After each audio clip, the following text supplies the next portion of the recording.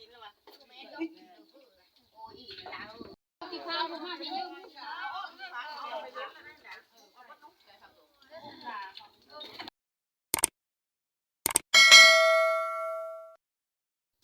อ้าวกราบทักทายสบายดีพี่น้องชาวลาวแล้วก็สวัสดีพี่น้องชาวไทยแล้วก็พี่น้องชาวต่างประเทศทุกคนเลยขอขอบคุณทุกคนมื้อนี้ก็บ่ได้ไปทางใดทุกคนเลยประเทศเข้าสามัคคีเขาแบบว่าพี่สาวทุกคนเลยตอนนี้ก็พวกก็อยู่ในที่งานทุกคนเลยบรรยากาศลมเย็นๆทุกคนเลยเขาส้มแล้วก็อย่าลืมทุกคนฮักเพลงกันคือเก่าทุกคนอย่าทิมอย่าปะอย่าละอย่าไล่ทุกคนเลยแล้วก็ขอขอบคุณทุกคนที่ทุกคนเข้ามาส้มให้กำลังใจสองเล็กของสองควายทุกคนเลยควายกับบ่มีอย่างมีแต่คำขอบคุณทุกคนเลยแล้วก็เบิ่งคลิปมาทุกคนหากบ่ทุ่งบ่ทันก็ขอโทษขออภัยทุกคนเลยเวลาก็คือค่อยว่าแหละว่าเป็นคนบ้านนอกโคกหน้าทุกคนเลย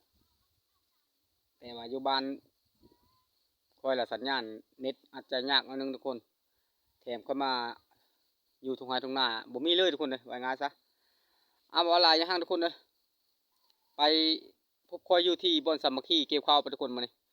เช่นที่เขาคอยกับท่านแล้วแต่คอยไปซอยเขาก่อนเขาแล้วเขาเจ้าแล้วเขาอาจจะมาซอยคอยทุกคนเลยไปกันเลยทุกคนบรรยากาศเย็นๆทุกคนเลยตามทุ่งไร่ทุ่งนาในช่วงนี้ฝนกระตกทุกคนว่านซื่นเมื่อวานนี้ทุกคนนะเขาคอยละปิแล้วทุกคนนะฝนฟ้าปีนี้ก็โตอำนวยเกินทุกคนนะเห็นให้การเกี่ยวก็ยากทุกคนบรรยากาศข้างหน้าทุกคนเอ้ยสวยงามดีเขาก็สุกเต็มหน้าทุกคนเอ้ยในทรงฤดูนี้นี่ฤดูเกี่ยวนี่ก็ถือว่าเกี่ยวละคันว่าเกี่ยวสาละอาจจะลงเขาทุกคนอาจจะก้อยไปสันทุกคนเลยมันคือยำดำแล้วจะไข่นิดนึงถ้าหากเขาก้อยแล้วก็อาจจะเอายากทุกคนเลยแต่ผมไม่ยังลายดอกบรรยากาศก็คึ้มอยู่ทุกคนนะจักคนสิตกอีบจักตามมคิดนะอย่าตกกันแน่เพราะว่าเขาก็ยังไม่ทันได้มัดทุกคนเลย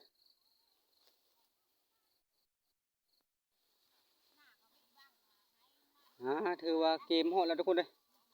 เกมฮอตบอลที่เขาเจ้าเกี่ยวเขาเอาปลาแล้วเขาก็จะได้ลงเกี่ยวของเขาเจ้าแล้วทุกคนเลยซอยเขาทุกคนเลยเขาเจ้าแล้วก็ซอยคอยประมาณนี้แหละทุกคนถึงกับไม่ยังลายดอกวิถีชีวิตของคนบ้านๆอย่างอื่นกับบ่มีอย่างลายทุกคนสามัคคียุ่งกินไก่ทุกคนมื้อนี้ฮะสิเป็นกินไก่กินเป็ดบ่จังใดก็ยังบ่ฮู้ทุกคนนะบ่ว่าหลายอย่างทุกคนลงเกี่ยวข้าวกันบาดนี้ก็บ่ว่าหลายอย่างทุกคนไปเกี่ยวข้าวกันบาดนี้เกี่ยวข้าวทุกคนนะเกี่ยวข้าวยุ่งกินไก่เขาเจ้ากันมาทุกคนเลย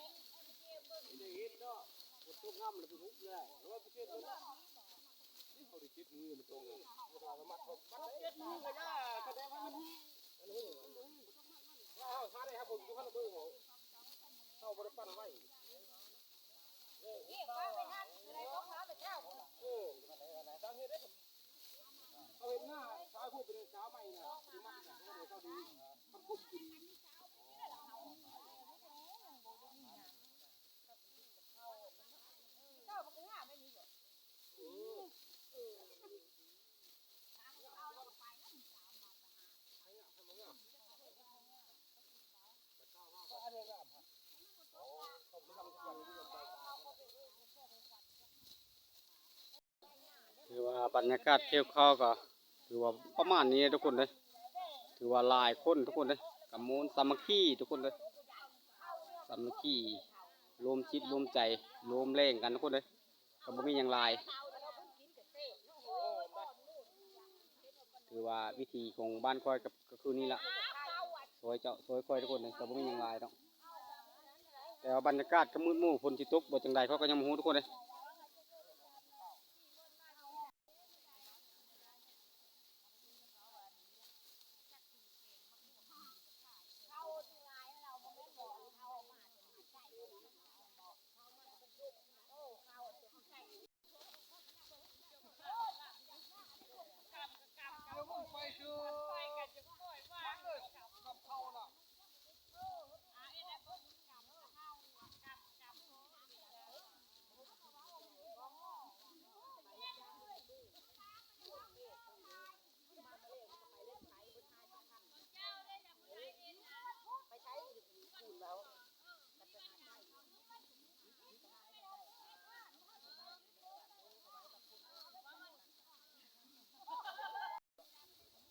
ถือว่าให้นี่ก็กินยากสำเร็จแล้วทุกคนเลยมีแต่ลงให้ใหม่บานนี้ทุกคนเลยก็ประมาณนี้นะบรรยากาศตอนเช้าทุกคนเลยประมาณนี้การเกี่ยวข้าวเอาปลาก็ได้ก็บ่มีอย่างไรทุกคนเลย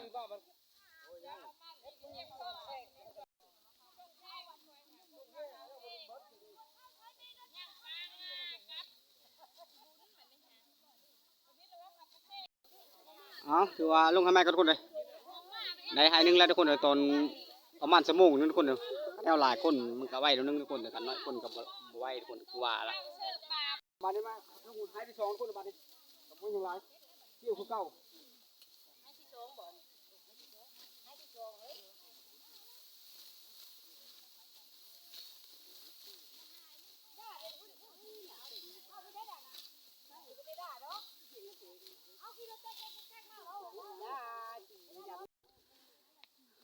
ถือว่าให้ที่สองเกมจะแล้วทุกคนเลยถือประมาณนี้ทุกคนเลยเจอเขาล้มนะทุกคนเลยประมาณนี้เพราะว่าคาบเช้าทุกคนเลยแต่ว่ายังคาบเร่งแต่ว่าคาบเร่งค่อยสีมาถ่ายบอลจังใดบางที่เขาก็ไปมัดเขาทุกคนเลยประมาณนี้ละบรรยากาศกระเดดทุกคนผลอาจจะบ่ตกหรอกคันตกกับเขาก็เป็นปลาเด็กเป็นปลาล้าทุกคนเลย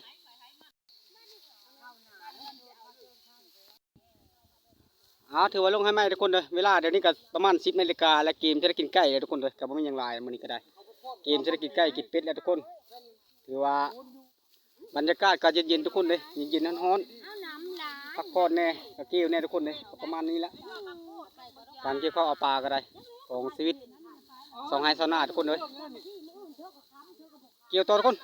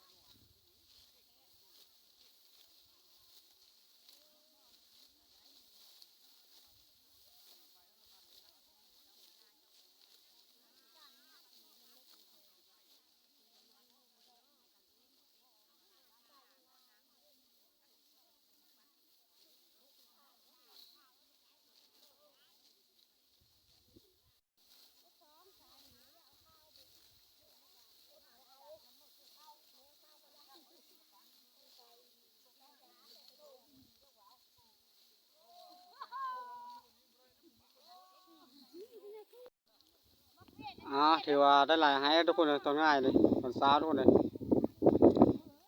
ถือว่าได้4-5 ไลน์ทุกคนเลยให้ทุกคนเลยประมาณนี้ยังว่าตันจะพอง่ายทุกคนเลยเกี่ยวตัวทุกคนมาเนี่ย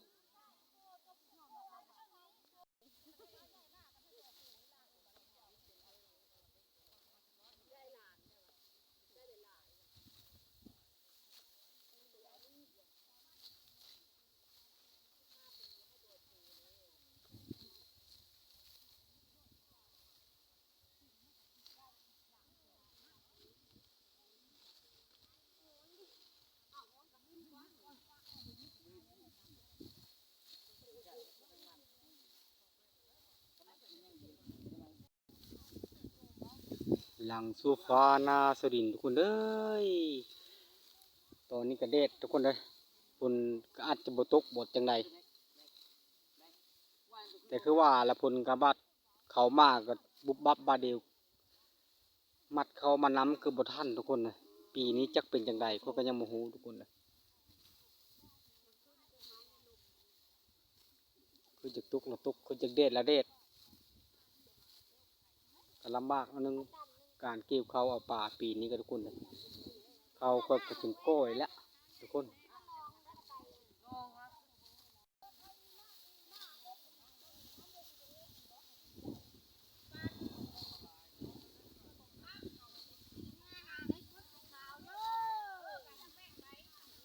เก็บข้าวเก็บงาทุกคนเอ้ย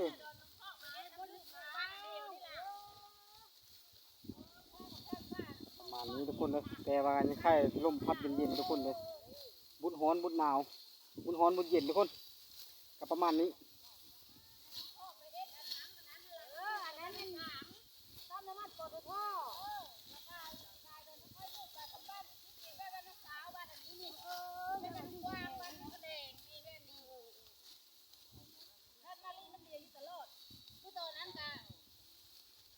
ใครจะได้ชิ้นงามฮะไปเอาตลาดทุ่งนามีเนาะคนละชูขายเอาลงมาแต่รับดาวคนละเห็น เกี่ยวข้าวกับสายลมทุกคนลมพัดเย็นจ้อยจ้อยทุกคนเลยเย็นสบายเช้าหน้าก็ประมาณนี้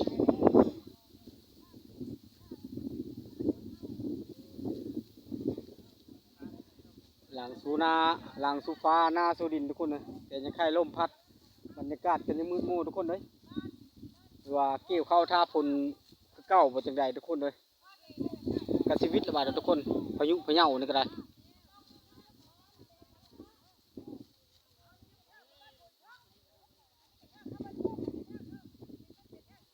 กับมีอย่างไรทุกคนเอ้ยมีแต่เก็บภาพบรรยากาศให้ทุกคนได้เบิ่งนี่ละ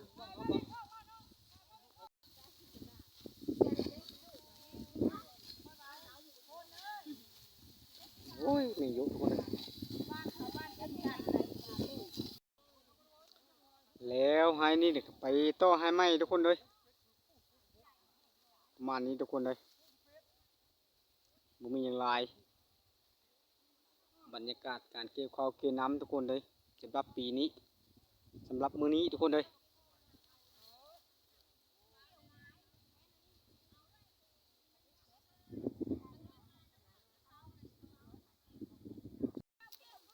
เมื่อยแล้วก็พักผ่อนกินน้ำดื่มน้ำดื่มท้าทุกคนเลยก็ประมาณนี้ละก็เกี่ยวโตถึงเวลาขึ้นเวลาจะขึ้นทุกคนเลยก็มีเวลาพักกันทุกคนเลยบ่มีเวลาพักกับเมื่อยเลยทุกคนเลยก็บ่มีอย่างไรดอกเศร้าเมื่อยเศร้าแก่แล้วก็ลงมาเกี่ยวคือเก่าทุกคนถือประมาณนี้ละก็บ่มีอย่างไร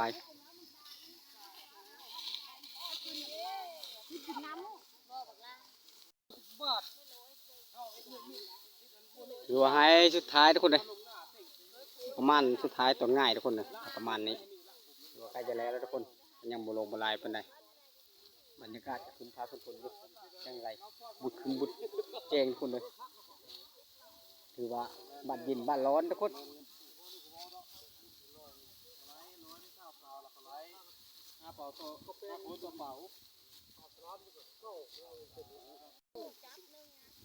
ถือว่าบรรยากาศทุกคนเลย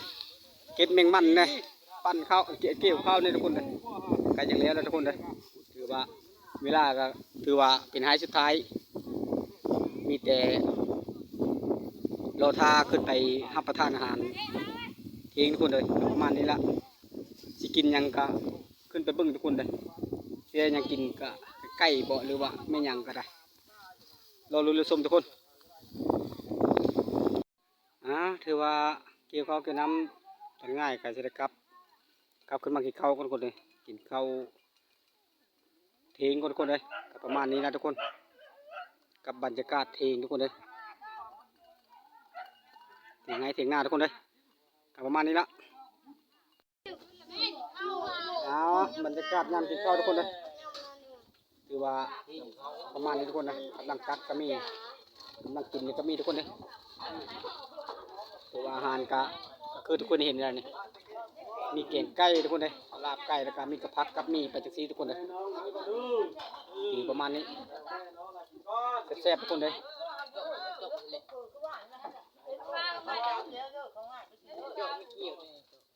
ลูกคอยเยอะข้าวขึ้นเนื้อก็บอกกินในนี้ผู้ไปกินในพุ้นผู้กินอะไร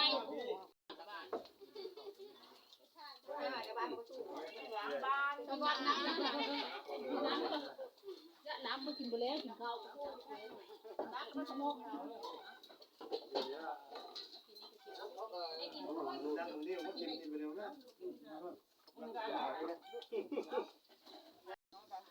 ถือว่ากินข้าวกับบรรยากาศทุกคนเลยเถียงไห้เถียงหน้าทุกคนเลยบรรยากาศเข้าลืงสารานอยู่ทุกคนเลยประมาณนี้นะลมพัดเย็นๆทุกคนตอนนี้ก็คึมฟ้าคึมฝนทุกคนเลยประมาณนี้กับบ่มีหยังได้เลยทุกคนเลยแล้วก็มีเมนูก็มีขนมจีนทุกคนเลยแม่นขนมจีนเนาะข้าวปุ้นว่าง่ายใช่ไหมเพราะกับหุงขนมจีนทุกคนเลยถือว่าผู้สาวทุกคนเลยผู้สาวกับน้องสาวแล้วผู้โอ้โหสุดโตย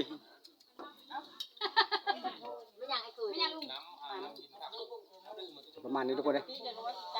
คลิปนี้ก็มาถึงกันนี้กับทุกคนทุกคนเลยผสมเลยทุกคนนักเป็นอย่างคือเก่าอยู่ที่บ้านยาราจะได้ทุกคนเลย